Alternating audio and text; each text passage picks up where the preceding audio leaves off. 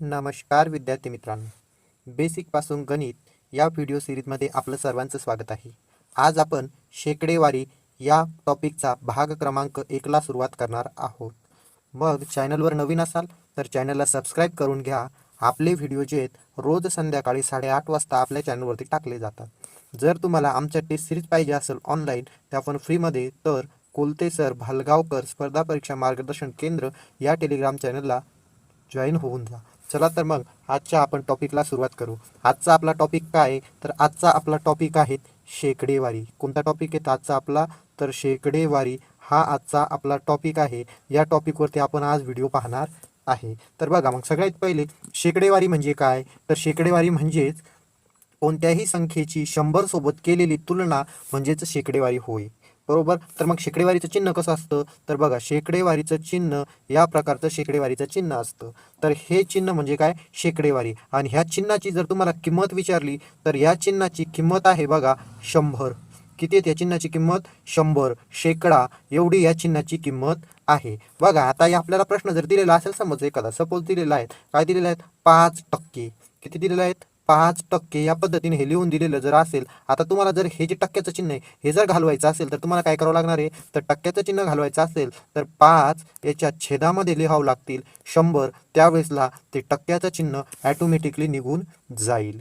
बरोबर आहे. समजलं असेल टक्क्याचं चिन्ह कसं काढायचं आहे आणि टक्केवारी कशाला म्हणतात हेही तुम्हाला इथे समजलं असेल. तर आपण प्रत्यक्ष परीक्षा यावरती कशा पद्धतीची उदाहरणं विचारते आपण लगेच उदाहरणांना सुरुवात करणार आहोत. चला तर मग उदाहरणांना सुरुवात करू. परंतु एक महत्त्वपूर्ण गोष्ट मी तुम्हाला सांगू इच्छितो की आजच्या व्हिडिओमध्ये इथून पुढे एक प्रश्न मी सोडून दाखवणार आणि त्यावरती प्रॅक्टिससाठी तुम्हाला 2 प्रश्न किंवा 1 प्रश्न प्रत्येक प्रश्नावरती आधारित असतील. बघा, मग आपण सुरुवात करू प्रश्न क्रमांक 1ला. प्रश्न क्रमांक 1 आहे बघा, 24% व्यवहारी अपूर्णांकात रूपांतर करा.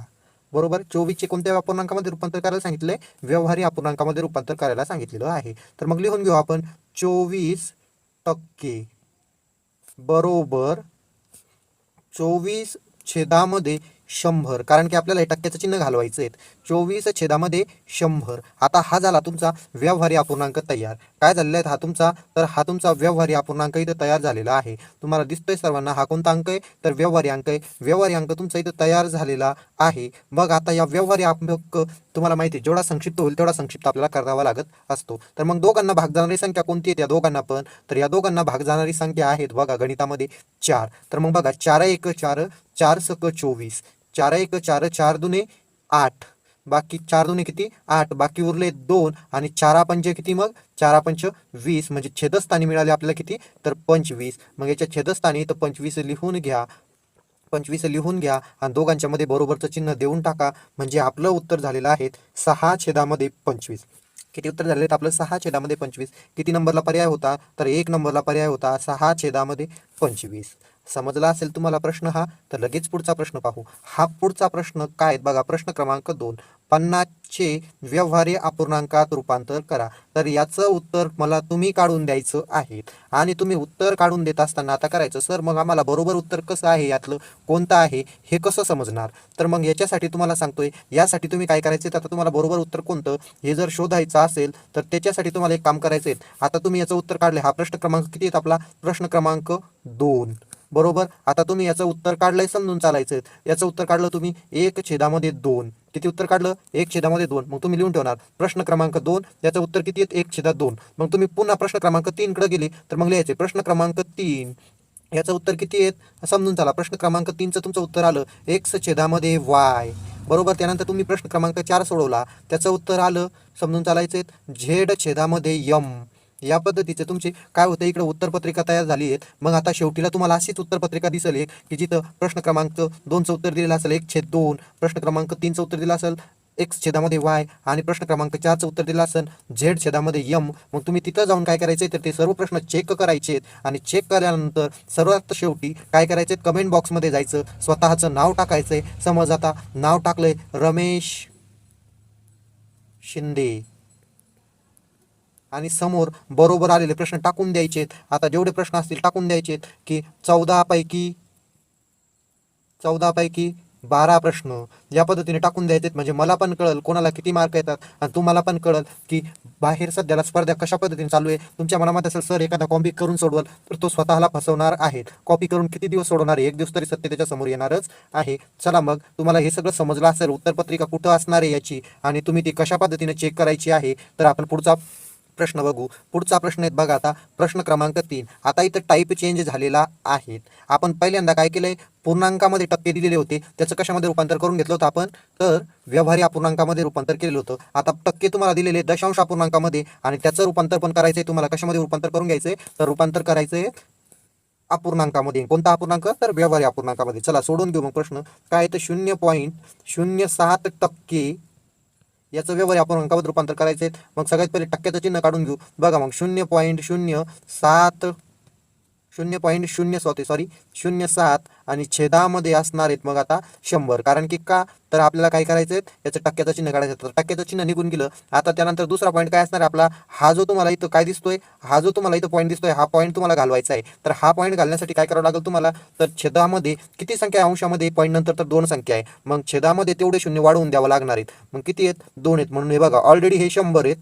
मग या 100 वरती अजून 2 शून्य टाकून द्या, म्हणजे अंशस्थानचा पॉईंट निघून जाईल. मग अंशामध्ये उरतील फक्त काय, 0.7. अंशामध्ये काय उरतील फक्त 0.7. आणि तुम्हाला माहिती आहे एखाद्या संख्येच्या जर डावीकडे शून्य आला असेल आणि त्याच्या डाव्या बाजूला जर एकही संख्या नसेल, तर त्या शून्याला किंमत नसते. म्हणून आपल्या या प्रश्नाचं फायनल उत्तर होणार आहे 7 छेदस्थानी 1 वरती 1, 2, 3 आणि 4 शून्य. 1, 2, 3 आणि 4 शून्य, म्हणजेच एकक, दशक, शतक आणि हजार. म्हणजेच काय होणार आहे आता, की 7 छेदामध्ये 10,000 आपलं या प्रश्नाचं उत्तर असणार आहे. आणि 7 छेदामध्ये 10,000 पर्याय होता आपला, पर्याय क्रमांक 3. समजला असेल तर लगेच पुढचा प्रश्न तुमच्यासाठी बघा. पुढचा प्रश्न काय मग तुमच्यासाठी असणारा प्रश्न आहेत बघा, 0.05% व्यवहारी अपूर्णांकामध्ये रूपांतर करा. आता तुम्ही व्हिडिओ पॉज करा, प्रश्न सोडून घ्या, तुमचं आलेलं उत्तर तुमच्याकडे लिहून घ्या आणि लगेच पुढच्या प्रश्नाकडे चला. तर मग आता बघू पुढचा प्रश्न. आता पुढच्या प्रश्नामध्ये काय सांगितलंय, 36% दशांश अपूर्णांकात रूपांतर करा.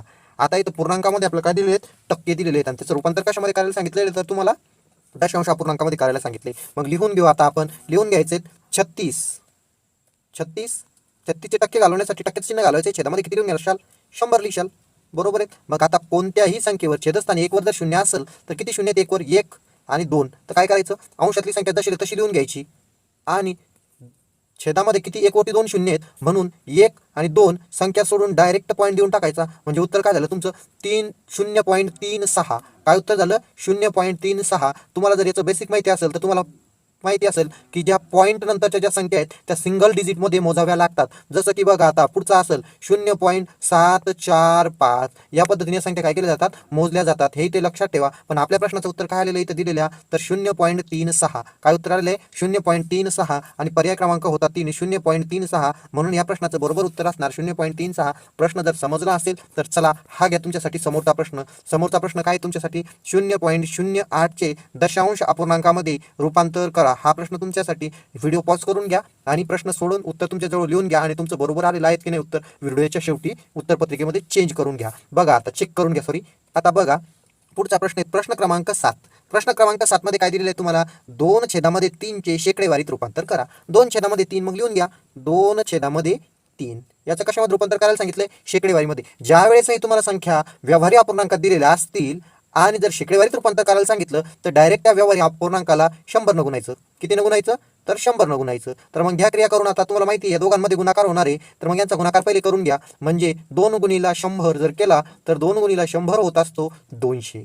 किती होतो, तर 200 होतो. आणि छेदामध्ये आहेत किती, 3 आहेत. चला मग याचा भाग तोडून घेऊ. बघा 3 1 3, 3 सक 18, बाकी उरले किती 2, पुन्हा झाले 20. 3 1 3, 3 सक किती 18, बाकी उरले किती 2. हा इथं आपण पॉईंट देऊन घेतला उत्तरामध्ये, इकडे होतील आता 20. पुन्हा 3 सक 18, बाकी किती उरले, तर 2च बाकी उरणार आहे पुन्हा पण.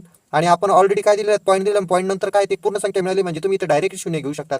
म्हणजे पुन्हा 3 सक 18. तर मग या प्रश्नाचं उत्तर काय झालेलं आहे, या प्रश्नाचं उत्तर काय झालेलं आहे, 66.66. काय उत्तर झाले, 66.66 याचं उत्तर झालेलं आहे. आणि आपल्याकडे पर्याय होता, पर्याय क्रमांक 1. प्रश्न समजला असेल तुम्हाला तर लगेच तुमच्यासाठी हा पुढचा प्रश्न घ्या आणि हा प्रश्न मला सोडवून सॉल्व्ह करा. प्रश्न काय आहेत मग सॉल्व्ह करण्यासाठी तुम्हाला 3/5चे शेकडेवारीत रूपांतर करा. व्हिडिओ पॉज करा, प्रश्न सोडवून घ्या, उत्तर तुमच्याजवळ लिहून घ्या आणि व्हिडिओच्या शेवटी जाऊन उत्तर चेक करून घ्या. चला मग पुढचा प्रश्न बघू. पुढचा प्रश्न बघा, टाईप चेंज होऊन आलाय. काय सांगितलेलं आहे तुम्हाला आता? 700चे 50% बरोबर किती? कितीचे 50% काढायला सांगितले? 700चे. मग लिहून घ्या, 700 जेवढे 50% काढायला सांगितले तेवढं. हे झाले तुमचे 700. 700चे किती टक्के काढायला सांगितले? चे म्हणजे गुणाकाराचं चिन्ह घ्यायचं. किती टक्के काढायला सांगितले? 50 काढायला सांगितले. 50 घेऊन घ्या. 50 समोर टक्क्याचं चिन्ह आहे म्हणून याच्या विरुद्ध साईडला म्हणजे छेदामध्ये किती लिहावं लागतील तुम्हाला? तर 100 लिहावं लागतील. मग हे छेदामध्ये 100 लिहून घ्या. लिहिले छेदामध्ये 100. आता इथं कॅन्सलेशनची क्रिया करायची आहे. मग सगळ्यात पहिले शोधा की छेदामध्ये शून्य किती आहेत? तर 2 आहेत. मग काटून टाका. 1 2 जेवढे छेदातले काटले तेवढे अंशातले काटा. 1 2 काटून टाकले. आपल्याकडे काय उरले आता? 7 गुणिले 50 उरले फक्त. मग यांचा दोघांचा गुणाकार करून घ्या. 7×5 35. 7×5 किती? 35. आणि हा एक शून्य देऊन टाका. म्हणजे उत्तर किती आलं तुमचं? तर 350 इथं उत्तर आलेलं आहे. म्हणजे 700चे 50% बरोबर किती होतात? तर मग 350 होतात. किती नंबरला पर्याय आहे? तर इथं 1 नंबरला पर्याय तुम्हाला दिसत आहेत. चला, हा जर प्रश्न समजला असेल तर पुढचा प्रश्न घ्या लगेच. हा पण मी एक तुम्हाला सोडून दाखवतो, कारण हा टाईप महत्त्वपूर्ण आहे, परीक्षेला येतो, म्हणून मी हा पण तुम्हाला काय करतो इथे सोडून दाखवतो पुन्हा पण एकदा. बघा आता पुढचा प्रश्न काय आहेत? 1200चे 30%. 1200चे 30%. टक्क्याचं चिन्ह आहे म्हणून छेदामध्ये किती येतील? 100 येतील. मग चला, छेदातले 2 शून्य काटून टाकतो. बघा, 1 आणि 2 अंशातले पण 2 काटून टाकतो. झाले, कटले. त्याच्यानंतर मग 12 तरी किती? तर 36. आणि हा एक उरलेला शून्य पुन्हा ठेवून देतो. म्हणजे उत्तर किती आलं माझं? 360. किती उत्तर आलेले आहेत? 360. आणि पर्याय क्रमांक किती आहेत? तर पर्याय क्रमांक 3. जर तुम्हाला हे 2 प्रश्न ह्या टाईपवरचे समजले असतील तर घ्या मग हा तिसरा प्रश्न तुमच्यासाठी. काय प्रश्न आहेत? 1500चे 25% बरोबर किती? हा प्रश्न तुमच्यासाठी आहेत. व्हिडिओ पॉज करा, प्रश्न सोडवा, काय उत्तर येतं ते बघा आणि व्हिडिओच्या शेवटी जाऊन चेक करून घ्या बरोबर आलंय की चुकलंय म्हणून. चला मग नेक्स्ट प्रश्न बघू. नेक्स्ट प्रश्न आहे प्रश्न क्रमांक 12. प्रश्न काळजीपूर्वक घ्या. हा पहिल्या प्रश्नासारखा प्रश्न नाही आहेत. बघा मग हा प्रश्न काय आहेत? 60% 60% म्हणजे इथं टक्क्याचं चिन्ह डबल आलेलं आहेत. बघा, टक्क्याचं चिन्ह पुन्हा आलं म्हणून छेदामध्ये पण तुम्हाला छेदस्थानी 100 2 वेळेस घ्यावं लागतील. 1 2 हा झाला याचा, आणि याचा आता जो आहे पुन्हा लिहून घेऊ 100. 1 आणि 2 इथं झालेले आहेत. टक्क्याचं चिन्ह 2 वेळेस आले म्हणून छेदामध्ये 100 पण 2 वेळेस ठेवले. बघा, पण आता काटाकाटी करताना अंशामध्ये किती शून्य आहेत? 1 आणि 2 म्हणून अंशातले 2 काटले, तर छेदातले कोणतेही 2 काटून टाकले. मग आता बाकी उरलेल्यांची क्रिया करून घ्या. मग काय उरलंय तुमच्याकडे बाकीचं? हे उरलेले आहेत 6 गुणिले 6. मग 6 गुणिले 6 किती होतात? तर 36 होतात. आणि छेदामध्ये किती राहिले? 100 राहिले. घेऊन टाकले बरोबर. आता काय आहेत? छेदामध्ये 1 वरती किती शून्य आहेत? 2. म्हणजे अंशामध्ये 2 संख्या सोडून डायरेक्ट पॉईंट देऊन टाका. अंशातली संख्या लिहून देतो समोर. 6 3. हे बघा, 1 2 आणि हा पॉईंट देऊन टाकला. हे झालं माझं फायनल उत्तर. किती आलं फायनल उत्तर माझं? 0.36. किती नंबरला पर्याय होता? 0.36. तर इथं 2 नंबरला पर्याय दिसतोय. म्हणजे 12 नंबरच्या प्रश्नाचं उत्तर किती होतं? पर्याय क्रमांक 2.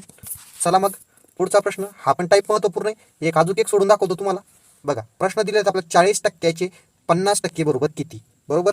मग घ्या, 40 गुणिला 50 छेदस्थानामध्ये 100 गुणिला 100. डबल का घेतलंय आपण? कारण टक्क्याचं चिन्ह डबल आहे. मग आता जेवढे पॉईंट अंशामध्ये जेवढे शून्य आहेत तेवढे काटा. 1 2 अंशामध्ये 2 काटले म्हणून छेदातले पण 2 काटा. 1 2. आता अंशाचा गुणाकार करून घ्या. अंशाचा गुणाकार किती आला? 4 5 20. आणि छेदामध्ये किती आहेत? तर 100 बाकी राहिलेत. छेदामध्ये किती बाकी राहिले? तर 100 बाकी राहिलेले आहेत. मग बघा, अंशातला 1 शून्य कटतो, छेदातला 1 शून्य कटतो, अंशातला 1 कटला, छेदातला 1 कटला. आणि बघा आता 1 वरती किती शून्य आहेत? 1 शून्य आहेत म्हणून डायरेक्ट द्या 0.2. आता पॉईंट नंतर किती संख्या पाहिजे आपल्याला? 1च, कारण इथे 1 वरती किती शून्य आहेत? तर 1 वरती 1च शून्य आहेत. म्हणून आपल्या या प्रश्नाचं उत्तर काय झालं? 0.2 या प्रश्नाचं उत्तर झालं. आणि पर्याय किती नंबरला होता मग? तर हा होता बघा पर्याय 0.2. 2 नंबरला आपला पर्याय इथं होता. प्रश्न समजला असेल, हे 2 प्रश्न समजले असलेल्या टाईपवरचे, तर बघा लगेच हा प्रश्न तुमच्यासाठी. हा प्रश्न तुमच्यासाठी काय आहे मग? तर बघा, 30%चे 70% बरोबर किती? 30%चे 70% बरोबर किती? हा प्रश्न तुमच्यासाठी आहे. याला सॉल्व्ह करून घ्या व्हिडिओ पॉज करून, आणि सगळ्यात शेवटी जा व्हिडिओच्या, तुम्हाला सर्व प्रश्नांची उत्तरपत्रिका तिथं पाहायला भेटलं. मग बघा, ही लगेच तुम्हाला सर्व प्रश्नांची काय भेटली? उत्तरपत्रिका पाहायला भेटलेली आहे. आजच्या प्रश्नपत्रिकेमध्ये एकूण किती प्रश्न होते? तर एकूण जे होते ते 14 प्रश्न होते. एकूण किती प्रश्न होते? 14 प्रश्न होते. बघा फक्त शेवटच्या प्रश्नामध्ये एक थोडीशी प्रिंट मिस्टेक झाली, तेवढी लक्षात घ्या. मी इथं नंबर 13 डबल झालेला आहे प्रश्न क्रमांक, तेवढा फक्त चेंज करून घ्या. इथं किती झालं आहे?